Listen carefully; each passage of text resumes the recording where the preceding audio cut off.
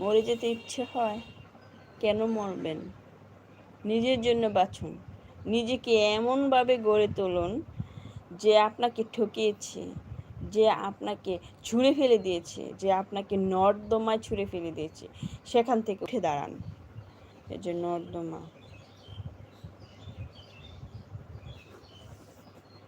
নর্দমা ছুঁড়ে